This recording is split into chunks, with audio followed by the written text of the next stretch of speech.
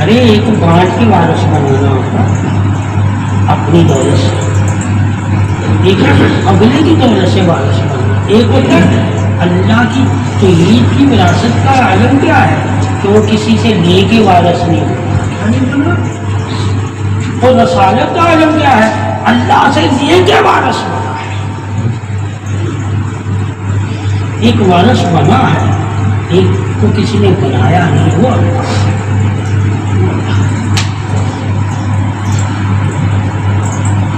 اللہ کو کسی نے وارث بنایا نہیں، وہ وارث ہے سدا سال۔ جب اللہ نے کچھ بھی نہیں بنایا تھا تب بھی وہ وارث ہے، جب بنایا تب بھی بنایا اس نے کیا کس کے لیے؟ آدم کی اولاد کے لیے، کہ میں ان کو دوں گا، کیا دوں گا؟ اپنی وراثت سے کیا علم بھی اللہ کی وراثت ہے، جس کو مل گیا کہا تم بھی اس سے لوگوں کو دینا، ایک وراثت دینے کے لیے ہے، ایک وراثت صرف یقین اللہ وارث، اس کی مرضی کسی کو دے نہ دے نہیں اسے بات، اب اس کو کسی کو دے رہا ہے پھر بھی اللہ وارث ہے، کسی کو نہیں دے رہا پھر بھی اللہ وارث ہے، مگر ایک وارث وہ ہے جو دے، اگر نہیں دیتا تو وارث نہیں ہے، اس کے پاس آئی نہیں، وہ انسان ہے، انبیاء ہے تو دیں گے، اللہ دے نہ دے اسے ہر حال میں،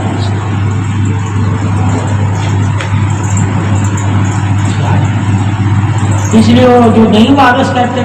ان کے بارے میں بھی اللہ کہتا قرآن، یہ جو نہیں مانتے کہ میں انہیں دے رہا ہوں، یقیناً میں نے بھی دیتا ہوں، ایمان والے جان، مگر یہ جھوٹے خداؤں کو خدا مان کے دے رہی ہے، مگر یہ میں تاکہ ان کو دینے والے کے بارے میں بھی جانے انہیں بھی اللہ ہی دیتا ہے، بت نہیں دے رہے ہیں مگر یہ جانتے نہیں ہیں اللہ کو کہ وہ ایمان نہیں رکھتے، تم جانتے ہو اللہ کو، تمہیں کوئی بھی دے گا تم جانتے ہو اللہ کو کہ اللہ کی طرف سے تم شرک کرتے ہو، کسی اور کو خدا نہیں، کوئی بندہ بھی تمہیں دے گا تو خدا نہیں مانے گا، مگر ان کو وہ کچھ دیتے بھی نہیں ہیں پھر بھی خدا مانتے ہیں ان کو، صافہ ایسے دیتے بھی ہمیں ولی دے بھی اور ہم نہ مانے تو ولی نہیں دیتے،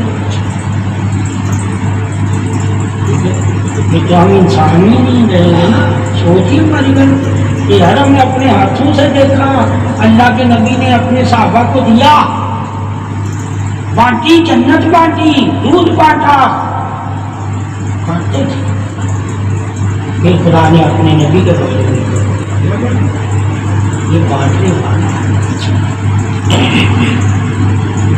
اس کی تقسیم، اس کا عدل میرا عدل ہے، اس کی رضا، اس کی محبت میری محبت ہے، اس کی اطاعت میری اطاعت ہے، مگر عید میں نہیں کہا، اطاعت میں کہا اطیع اللہ و اطیع الرسول، جس نے اس کی اطاعت کی اس نے میری اطاعت، رضا میں کہا جس نے اسے راضی کیا اس نے مجھے راضی، محبت میں کہا جس نے اس سے محبت کی اس نے مجھ سے محبت، باقی ساری صفتوں میں بیان کیا، جب آئی توحید کی بات کہا بات اولاد کسی کو نہ میرا شریک بنا، کسی کو تو صحابت ہے ہم نے وراثت کہیں سے بھی لینی ہے مگر اسے شریک نہیں بنانا، وراثت میں بھی کہنا ہے کہ اللہ کی طرف سے ہی ملتی ہے، چاہے کوئی بھی دے، کوئی خود سے وارث نہیں بنا، اللہ خود سے وارث ہے، یہ فرق ہے، احسان والے کا احسان ماننا، اب احسان کے بارے میں لکھا ہے کہ جو تم پہ احسان کرو اس کا احسان مانو، اللہ کہتا ہے احسان تو میں کرنے والا، مگر جس کو توحید نہیں دیتا تو اللہ کہتا ہے میں دیتا ہوں توحید کے کام کرنے کی، اس کو کرنے کی توفیق دی ہے تو یہ بھی مان کہ اللہ نے اسے توفیق دی تھی، مدد کی، تو یہ اللہ کی طرف سے مدد کر رہا ہے، مدد توفیق سے۔ رب کو کسی نے توفیق نہیں دی وحدہ واحد کے ساتھ، اسے کسی سے مانگنا نہیں پڑتا، توفیق مانگنا اس کو۔ اب بزرگ ہماری مدد کرتے ہیں تو ان کو مانگنا پڑتا ہے، اللہ جان کے بعد یہ راتوں کو مانگتے ہیں، میں ان کے لیے اپنے آسمانوں کے دروازے خزانوں کے کھول دیتا ہوں، ان سے دیتا ہوں، یہ زمین والوں کو بانٹتے ہیں، ان کے اپنے خزانے نہیں ہیں، اللہ کہتا میں اپنے خزانے ان کے لیے کھول دیتا ہوں۔ ثابت ہو گیا یہ کوئی بزرگ، کوئی ولی، کوئی نبی کا کوئی اپنا خزانہ نہیں، اللہ ان کے لیے کہہ رہا ہے کہ میں اپنے خزانے کھولتا ہوں، یہ ان خزانوں سے تمہیں دیتے ہیں، میرے خزانے سے دے دے۔ بس ہوگا توحید نے تو ایسا واضح ہمیں پیغام دیا ہوا ہے کہ کہیں ہم شرک کر ہی نہیں سکتے۔ اگر توحید کے بارے میں ہمیں جاننا تو ہمیں صوفیہ کرام نے توحید کا علم ہی نہیں دیا، ہمیں محبت اور ولایت کا درس دیتے رہے، روحانیت کا دیتے رہے۔ جو انہوں نے کتابوں میں زیادہ لکھ دیا ہم وہی ان کی بھی کتابوں میں پڑھے ہوئے نا، توحید کا انہوں نے لکھا دیا، ولایت کا، کرامت کا، ولایت کے درجے لکھ دیے، روحانیت کے درجے لکھ دیے، معرفت کے بارے میں لکھ دیا، تصوف کے بارے میں لکھ دیا، ہم نے وہی پڑھ لیا تو ہم مصیبت ہو گئے۔ تو جب کوئی توحیدی آتا ہے تو ہم اس کا جواب نہیں دے سکتے، تو ہم نے جو پڑھا ہے ہم وہی سناتے رہیں گے کس سے، وہ کہیں گے یار کس سے ہی سنا رہا ہے۔ غوث اعظم علیہ رحمت کی کتاب ہے غنی القلبین، اس میں توحید کے متعلق بہت ہے، پھر دوسرا فتویٰ سے پڑھتا ہی نہیں نا، مسئلہ تو یہ ہے نا، اس میں خطبات ہے، صرف کھانے کا اشد ہے، کمانے کا اشد نہیں ہے۔ گورنمنٹ نے بین کر دی تھی کتاب، جی آپ بتا رہے تھے اس کی وجہ، لیکن بڑی بہترین کتاب ہے، بڑی بہترین، اس میں قرآن حدیث کے علاوہ کچھ نہیں ہے۔ ہوم ڈپارٹمنٹ میں اس میں نا اصلی بندیاں شیعوں کے گروہ کو گمراہ کر دیا تھا، کیا کر دیا پرانی دنیا سے تعلق،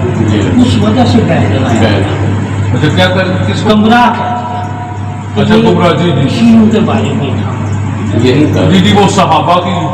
اس کے اصل کو چھڑا نا، جی جی جی کچھ بتا کوئی بھی علم والا اگر امام احمد حنبل کوئی بھی عمل ہے وہ آپس میں اگر علمی تکرار ہوا ہے نا تو وہ علم نے دیکھے کہ وجہ ہے، ٹھیک ہے، وہ ہمارے مسلمانوں کے لیے علمی حساب سے تو نافع ہے ان کا تکرار بس، مگر جو نظریہ ہم دیتے ہیں وہ نظریوں میں ہم گمراہ ہو جاتے ہیں، ہم علم سے لوگوں کے نظریہ بھی چھینتے ہیں اور نظریے دیتے ہوئے، یہ نہیں دینا گناہ ہے۔ تو اللہ نے جب قرآن میں اپنا علم دے کے کیا دیا، اب تمہاری مرضی کہ تم نیک لوگوں کا راستہ کیا ہے یا بادلوں کا، تم کیا نہیں کہہ رہا، تم کہتے نہیں ہو تم بھی رہنا ہے،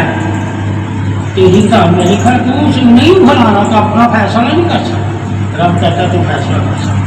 قرآن دے کے اللہ تیری مرضی ہے کہ تو کن کے راستے پر چلتا ہے، انعام والوں کا یا غضب، مسئلہ کا ذکر نہیں ہے،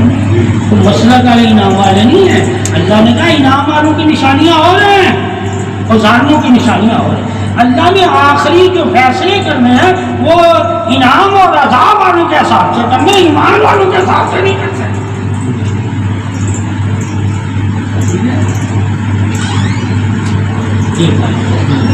اس لیے ہمیں سنا فاتحہ، سورہ فاتحہ کا، ٹھیک ہے، کہ پڑھتے رہنا نماز میں تاکہ تیرا یقین بنتا رہے، گمان بنتا رہے کہ میں عذاب والوں میں ہوں، ظالموں میں ہوں یا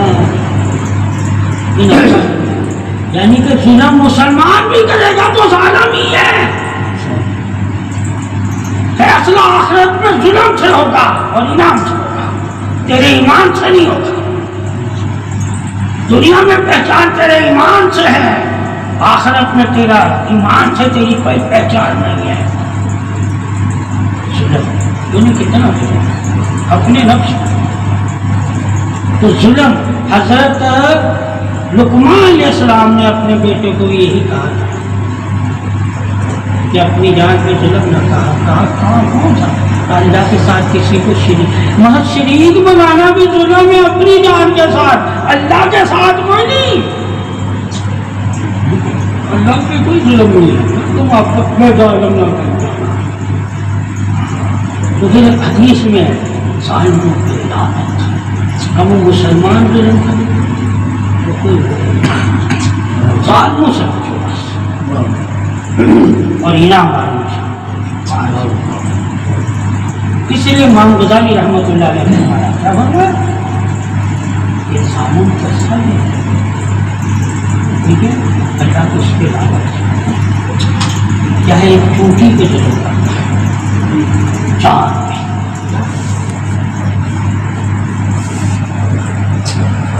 ظلم ہے کیا؟ آج ہم اگر ظلم کے بارے میں شرح بیان کریں، ظلم کی زیادتی بھی ظلم ہے، غفلت بھی ظلم ہے، کمزوری بھی ظلم ہے، نگالی بھی ظلم ہے، ٹھیک ہے، زیادہ سونا بھی ظلم ہے، زیادہ کھانا بھی ظلم ہے۔ یہ ساری چیزیں ظلم نہ کریں، جو تمہاری صحت بھی خراب کرے وہ چیز بھی تمہارے لیے ظلم ہے، اس کا کھانا، اور جو تیرے آرام میں خلل پیدا کرے وہ بھی تمہارے لیے ظلم ہے۔ وہ ہے ظلم کی تشریح اور ہے، کتنے ظلم ہے، کسی کا کرم کی تشریح ہو رہا ہے، محبت کی تشریح ہو رہا ہے، رحمت کی تشریح ہو رہا ہے، تو اللہ کے نام ہے سب۔ مگر شادی کے مطلب میں نے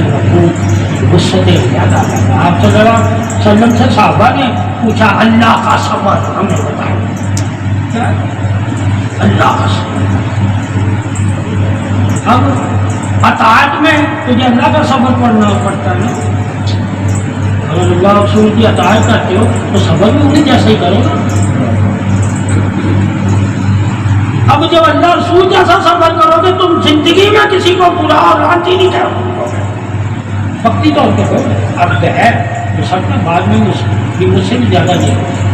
صدا کے طور پہ نہیں ہے۔ اب تو لوگ صدا کی لعنتیں موڑے لگاتے ہیں، صدا کی تو لگاتے ہیں۔ ہاں ایک بندے کو اس حالت میں دے گا، اس وقت لعنت کرو منہ پہ، تو سب کے بعد میں تیرے پیچھے بھاگتے جس سے محبت کرنے لگے، تیری وجہ سے وہ برائی کو چھوڑ، پہلے وہ برائی کرنا، تو اگر تو اسے لعنتی کہہ دے گا جی میرے لیے تو سزا لانا، تو اللہ رسول اللہ صبر نہیں سکتا۔ صحابہ کو نبی نے کہا اللہ کا صبر کو اگر تم نے دیکھنا ہے تو آخری سانس تک اللہ صبر کرتا ہے کہ بندہ اپنی ایمان لے آئے، کوئی نیکی نہیں، ایمان لے میں ایسے بخش دوں گا، بخش دوں۔ تم نیکیوں سے بخشے جا رہے ہو، اللہ کہتا میں ایمان سے بھی بخش دوں، آخری سانس۔ آجے یار آجے بہت ہوگا، ٹائم بہت ہو جائے گا، یہ تو کتاب میں